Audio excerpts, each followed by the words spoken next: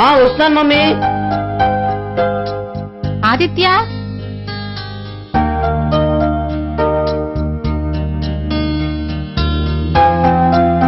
Aditya. Coming mummy.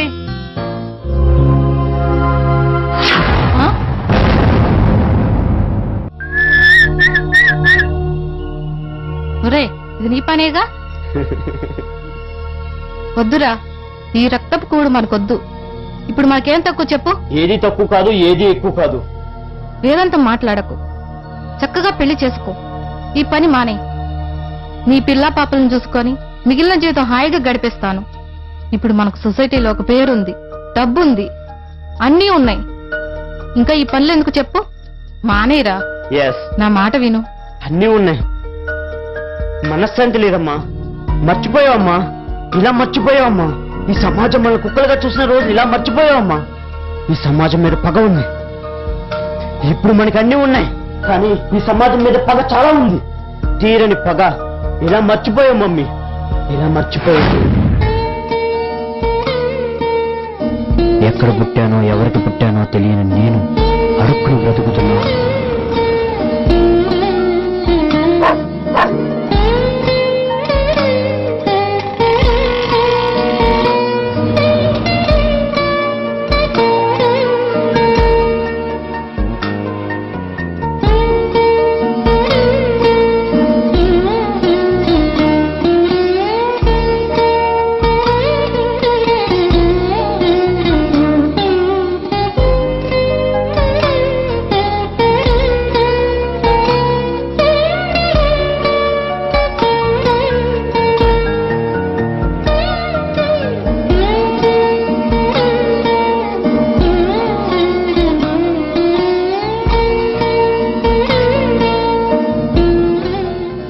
బాబు, నాకు కూడా వస్తావా?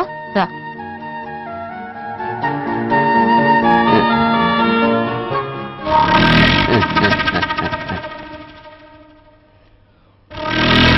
తప్పిస్తే యువతి కాదంటుందిరా.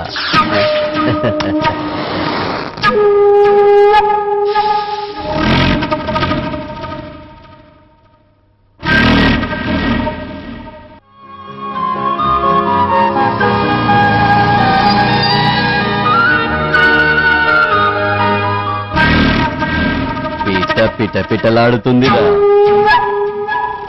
నన్ను చూసుకుంటుందేమో అడగరా.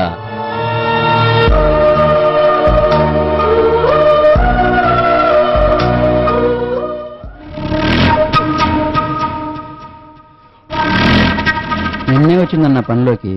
బాగుందా?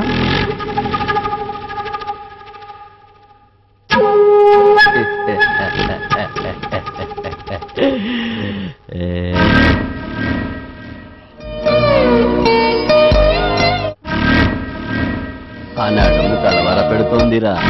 పిట్ట పిట్ట పిట్టలాడుతుందిరా. నన్ను కూడా ఉంచుకుంటుందేమో అడగరా. నువ్వు అడిగితే కాదంటదా అన్నా?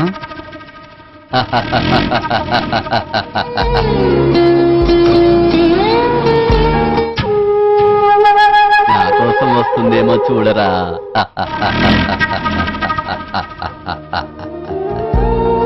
అమ్మా, సార్ పిలుస్తా ఉండు. ఎందుకు? ఏం చెప్తే గాని రావా? వస్తాను.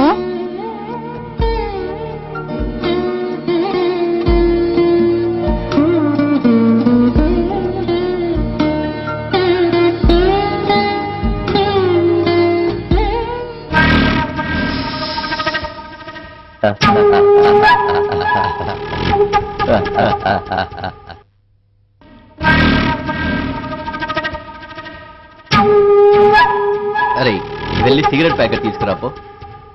సరే. పాపా, నా దగ్గర పనిచేయడం కంటే నాతో పడుకోవచ్చు కదా. రావే రావే రావే.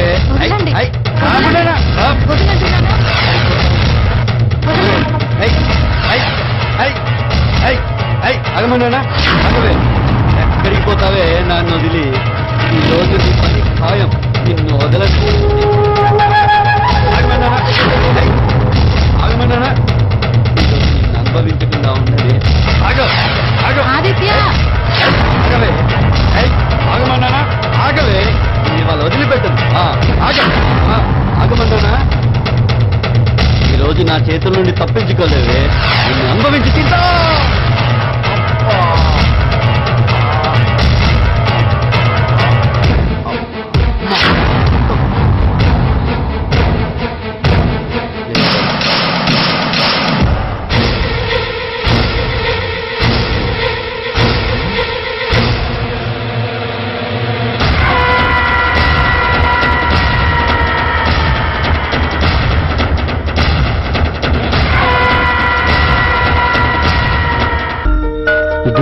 ప్రపంచం. నిన్న జరిగినవి నువ్వు మర్చిపోయావేమో గాని నేను మర్చిపోలేదు. అందరూ అలాంటి వారే, ఎవరిని వదను. ఎదుటివాడి నెత్తి మీద కాలు వేసి తొక్కినప్పుడే మనం పైకి వెళ్ళగలం. నేను కిరాయికి మనిషిని చంపుతాను, నేను చెప్పకపోతే వేరే వాళ్ళు చంపుతారు. చచ్చేవాడిని ఎవడూ కాపాడలేడు, చావురాని వాడిని ఎవడూ చంపలేడు. కాబట్టి నేను చేస్తున్న తప్పని నేను అనుకోను. నువ్వు కూడా ఈ విషయాలు ఆలోచించడం మానే. బాగుందిరా నీ వేదాంతం. పెళ్లి పెట్టకు లేకుండా ఇలా ఎంతకాలం? నాకు నచ్చిన అమ్మాయి, నువ్వు మెచ్చే అమ్మాయి దొరికే వరకు.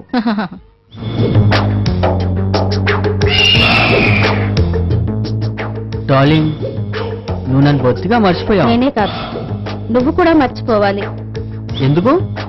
నేనిక పెళ్లి చేసుకుందాం అనుకుంటున్నాను. అయితే నన్ను పెళ్లి చేసుకో. నిన్న నన్ను అనుభవించడానికి నా ఇంటికి వచ్చేవాడివి నిన్ను పెళ్లి చేసుకుంటే ఇక అంతా బూడిదే.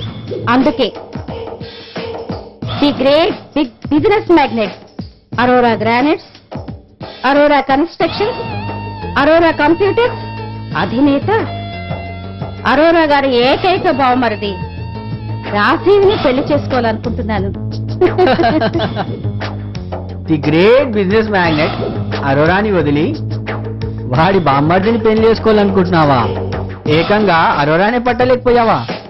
మరి అదే తెలివి తక్కువతనం అంటే. అరోరా ముసలివాడు, వాడిని పెళ్లి చేసుకుంటే ఏముంటుంది? ఆస్తి తప్ప. ఆస్తి కొరకు అరోరాని పెళ్లి చేసుకో, సుఖం కొరకు నన్ను పెళ్లి చేసుకో. Shut up. నేను సిన్సియర్ గా పెళ్లి చేసుకోవాలనుకుంటున్నాను. అందుకే రాజుని సెలెక్ట్ చేసుకున్నాను. రాజీవ్ దగ్గర ఏముంది? ఆస్తంతా అరోరాది కదా.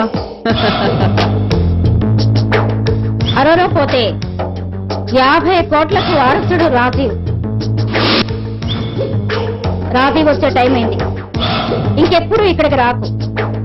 ఇంకోసారి రావాలని గాని, రాజీవ్కి ఏదైనా చెప్పాలని గాని చూసావో తెలుసుగా, నేను చూడ్డానికి ఇంత అందంగా ఉన్నా.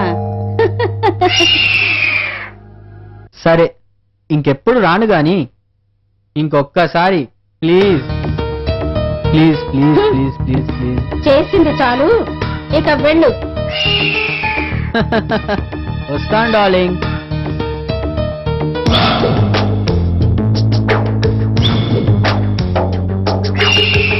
విజయ్,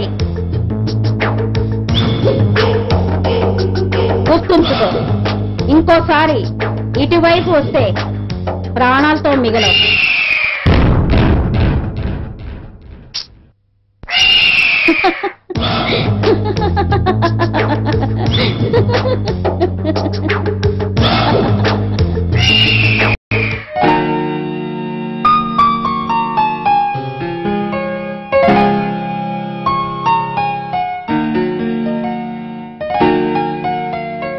ఏంటమ్మా అలా చూస్తున్నావు? ఏమన్నా చెప్పాలా? అవును, చెప్పాలనే వచ్చాను. నీకు చెప్పినా గోడకు చెప్పినా ఒకటే. అందుకే ఆలోచిస్తున్నాను. నా గురించి నీకు తెలుసు కదా, నువ్వు చెప్తేనే కాదంటానా? ఏంటో చెప్పు. నీ కొడుకు చేయలేని పని ఏదీ లేదు. నేను చెప్పబోయే పని నువ్వు అసలు చేయలేవురా. వాట్? నేను చేయలేనా? చెప్పు చెప్పు, క్షణాల్లో చేసేస్తాను. ఏమనుకుంటున్నావు? సరే, నువ్వు చెప్పమన్నావు కాబట్టి చెప్తున్నాను. చెప్పు. నాకు ఒక మంచి కోడలను తెచ్చిపెట్టగలవా? అటు నుంచి నరుక్కొచ్చావా? ఎటు నుంచి నరుక్కొచ్చినా అయ్యే పని కాదురా. అమ్మా, అప్పుడేం తొందర వచ్చింది? ఎప్పుడు ఇదే నష్టం పెడుతూ ఉంటావు. అదుగో మోగిందిగా, ఇంకెవరికి మూడిందో ఆ పని కానివు. నేను వస్తాను. హలో హలో, నేను వెంకటేష్ మాట్లాడుతున్నాను. కృష్ణానగర్ లో గోల్డెన్ క్లాస్ హోటల్ ని లేపేయాలి. ఆయన్ని సత్యలోకానికి పంపిస్తే ఇక్కడ నా 10 కోట్ల బిల్డింగ్ ఉంటుంది. లేకపోతే వాడితో చాలా కష్టం వచ్చేట్టుంది. 10 కోట్ల బిల్డింగ్ కోసం 15 లక్షలు చీపే. నువ్వు అడిగింది ఇస్తానన్నాను కదా, మొత్తం కావాలంటే అడ్వాన్స్ గా ఇచ్చేస్తాను. పని మాత్రం రేపే అయిపోవాలి. ఇవాళ అయిపోయిందనుకో. అబ్బబ్బబ్బబ్బా, నా సంగతి నీకు తెలుసుగా డార్లింగ్. నీ కోసం నా ప్రాణమైనా ఇస్తాను. అవును, అందుకే నేను కోరిన ఒక్క కోరిక తీర్చలేకపోతున్నావు. అది కాదు డార్లింగ్, నా గురించి మొత్తం నీకు తెలుసుగా. నాకు బావున్నాడని, ఆస్తి మొత్తం వాడి పేరు మీద ఉందని. వాడు సస్తే గాని నీ కోరికలన్నీ తీరవు. అదే, ఎప్పుడు ఎప్పుడు చేస్తాడు? ఎప్పుడు నా కోరికలు తీరుతాయి? ముసలిదాన్నయ్యాక 3 ఏళ్ల నుంచి ఇదే కథ చెప్తున్నావు. నీ అక్క చచ్చిందన్నావు, నీ బావ పెళ్ళం చచ్చిన బాధలో ఉన్నాడన్నావు, పచ్చి మంచినీళ్ళు కూడా తాగటం లేదన్నావు, వాడికి బిజినెస్ జోలికి వెళ్ళడన్నావు, మొత్తం నువ్వే చూసుకుంటానన్నావు, పెత్తనం అంతా నీదేనన్నావు. ఏమైంది? నీ అక్క ఉన్నప్పుడే నయ్యం. ఆవిడ కాళ్ళ మీద పడి తెచ్చేవాడువో, లేకపోతే బొడ్లో దాచుకున్న డబ్బులు తెచ్చేవాడువో, ఎలాగో అలా అఘోరించేవాడివి. ఇప్పుడు ఏదీ లేదు. చిచి, అనవసరంగా నిన్ను నమ్ముకున్నాను. ఆ ముఖం చూడు. ఇంకొకసారి ఆ మాట మాట్లాడితే పీక నిలిపి చంపేస్తాను. అదే కదా నీకు తెలిసింది.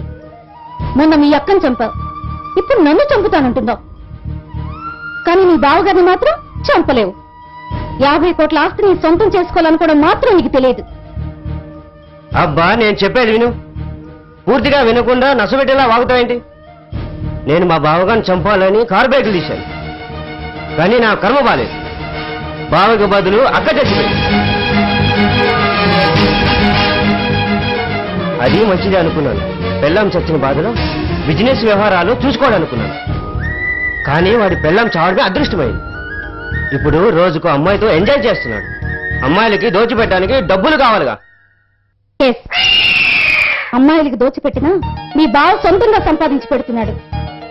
నువ్వు మాత్రం ఉన్న ఒక్కదానికి కూడా కొట్టుకొచ్చి పెట్టలేకపోతున్నావు. వాడిప్పుడు చస్తాడు, నేనిప్పుడు సింగపూర్ వెళతాను. మా అక్క చచ్చిపోయినప్పుడే పోలీసులకు నా మీద అనుమానం వచ్చింది. అందుకే నేను ఆగుతున్నాను. అంటే మనం ఇలాగే ఉందామా?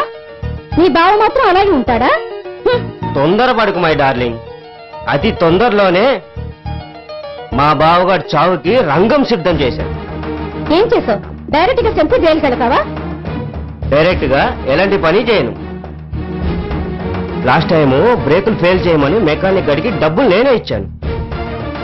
వాడిని పోలీసులు పట్టుకొని 4 తగిలిస్తే మొత్తం చెప్పేశాడు. అదృష్టం బాగుండి వాడికి నా పేరు తెలియదు. తర్వాత వాడిని కలుసుకొని 2 లక్షలు ఇచ్చి ఇక్కడి నుండి ఎవరికి దొరకకుండా పంపించేసి. ఇప్పుడేం చేస్తున్నావో చెప్పు.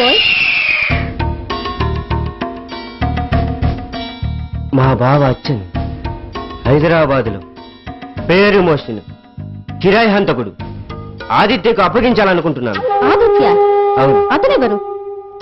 అవును, ఆంధ్రప్రదేశ్ లో ఎక్కడ హత్య జరిగినా ఖచ్చితంగా అది ఆదిత్యనే చేస్తాడు. PM టు CM ఎవరైనా వాడికి లెక్కలేదు. వాడికి కావాల్సింది డబ్బు. ఆహా, అంత మగాడా? అవును, వాడు ఇలాంటి మగాడు కాదు. వాడు ఖచ్చితంగా మా బావని చంపేస్తాడు. మనం హాయిగా సింగపూర్ వెళ్ళి పెళ్లి చేసుకుని ఈ అందమైన జీవితాన్ని ఆనందమయం చేసుకుందాం. సార్, ఈ చెక్ మీద సంతకం పెడితే ఓకే. ఆ టెండర్ వ్యవహారం ఏమైంది? అయిపోయింది సార్. ఆ కాంట్రాక్ట్ మనకే వస్తుంది. That's fine. అవును, నేను చెప్పిన పని ఏం చేశావు? ఆ పని కూడా అయిపోయింది సార్. అవును, రాజీవేడి 2 రోజుల నుంచి కనపట్లేదు. బావా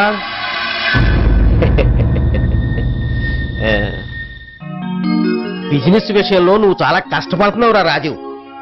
బిజినెస్ పనులని నేనేగా చూసుకోవాలి. ఎస్, అది కాదురా, నీకు విషయం చెప్పాలి. ఆఫ్ కోర్స్ చాలా హ్యాపీ న్యూసే అనుకో. నీ ముఖానికి హ్యాపీ న్యూస్లు కూడానా? ఏమీ లేదు, నువ్వు బిజినెస్ విషయాలని క్షణం తీరిక లేకుండా తిరుగుతున్నావు. నీకు కూడా ఎవరైనా హెల్ప్ గా ఉంటే బాగుంటుందని. బయట వాళ్ళు సొంత మనుషుల్లా ఉండరు బావా. నాకు అస్సలు అసిస్టెంట్లు అవసరం లేదు. You are right. బయట వాళ్ళు సొంత మనుషుల్లో ఉండరు. మీ అక్కే ఉన్నప్పుడు నాకు చాలా హెల్ప్ గా ఉండేది. అన్ని పనులు ఆమె చూసుకునేది. నీకు కూడా ఇంత పని ఉండేది కాదు. నిజమే బావా. అక్క లాంటి మంచి మనిషి అర్ధంతరంగా చనిపోవడం ఏం చేస్తాం, అంతా దేవుడిష్టం. నిజమే, చచ్చిపోయిన మీ అక్కని మళ్ళీ తీసుకురాలేను, కానీ మీ అక్కలాంటి మరో అక్కని మాత్రం తీసుకురాగలను. అంటే ఇందులో అర్థం కాకపోవడానికి ఏముందిరా రాజీవ్? మళ్ళీ 2వ పెళ్లి చేసుకోబోతున్నాను. అది దీంట్లో అర్థం కాకపోవడానికి ఉంది. నువ్వు ఉండవయ్యా, నేను చెబుతున్నాను కదా. మీ అక్కలాంటి అమ్మాయిని మన సెక్రటరీ నాకు సెలెక్ట్ చేసేది. ఆ అమ్మాయినే పెళ్లి చేసుకోవాలనుకుంటున్నా. వాట్? ఎస్, ఆ అమ్మాయి వస్తే బిజినెస్ వ్యవహారాలన్నీ ఆమె చూసుకుంటుంది. ఇక నువ్వింత శ్రమ పడవలసిన అవసరం ఉండదు. హాయిగా రెస్ట్ తీసుకోవచ్చు. ఎంత పని చేశారో బావగా. ఆస్తి కోసం నా సొంత అక్కనే లేపేస్తే ఇప్పుడు సవితక్కని తీసుకొస్తాను. నీ సంగతి చూస్తాను.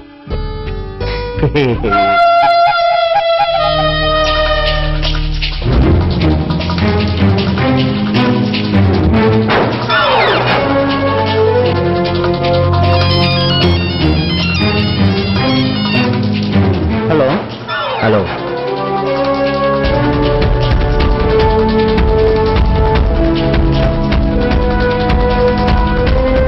ఓకే బావగా స్వర్గంలో రంభం చేసుకో.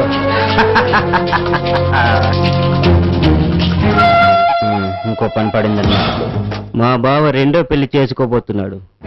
అనుకున్నాను ఇలాంటిదేదో జరుగుతుందని. అనుకున్నదంతా అయింది. ఇక నాకు దిక్కేవర్రా దేవుడా. నీ బావు రెండో పెళ్లి చేసుకుంటే నేను దగ్గర కూడా రానీయుడు. నీకేమో బయట కష్టపడి డబ్బులు సంపాదించడం కూడా తెలియదు. ఇక నా బతుకేమవుతురా దేవుడా. చిలకలూరుపేటలో పుట్టిన దాన్ని హైదరాబాద్ రావడమే గొప్ప అనుకున్నాను. నువ్వు సింగపూర్ తీసుకువెళతానంటే అబ్బో, చిలకలూరుపేట నుండి సింగపూరే నా లక్కే అనుకున్నాను. నీ అక్కని చంపుతానంటే నా దగ్గర ఉన్న డబ్బంతా ఇచ్చేశాను. సింగపూర్ కళల్లో పడి క్లబ్బుల్లో డాన్సులు కూడా మానేశాను. నువ్వు సింగపూర్ కాదు కదా, సీటు ముక్కు కూడా కొనిచ్చే తాహత నీకు లేదని తెలుసుకున్నాను. అంతా తెలిసిపోయింది. ఉన్న డబ్బు పోయింది. శనిలా పట్టుకున్న నువ్వు మాత్రం పోవడం లేదు. అయినా మా అమ్మమ్మ చిన్నప్పుడే చెప్పేది, మగాళ్ళ మాటలు ఎప్పుడూ నమ్మరాదు అని. పగలను పగలన్నా రాత్రి అనుకోవాలి అని. అయినా నీ మాటలు నమ్మాను. ఇప్పుడు అనుభవిస్తున్నాను. అరవకే. అంతకంటే ఏం మిగిలింది నాకు? అయినా నాకు తెలియక అడుగుతాను, నీ భావం చంపే ప్లాన్ ఏదో వేస్తానన్నా, ఆ ప్లాన్ ఏమైంది? నా దగ్గరికి రావడానికి ఏదో కథ చెప్పే బదులు సినిమా వాళ్ళకి చెప్తే 4 డబ్బులన్నా వస్తాయి. నీ భావం చంపడం నీ వల్ల కాదు గాని ఇక నన్ను వదిలే. నీకో దండం. నిన్ను వదిలి నేను ఎలా ఉంటాను డార్లింగ్?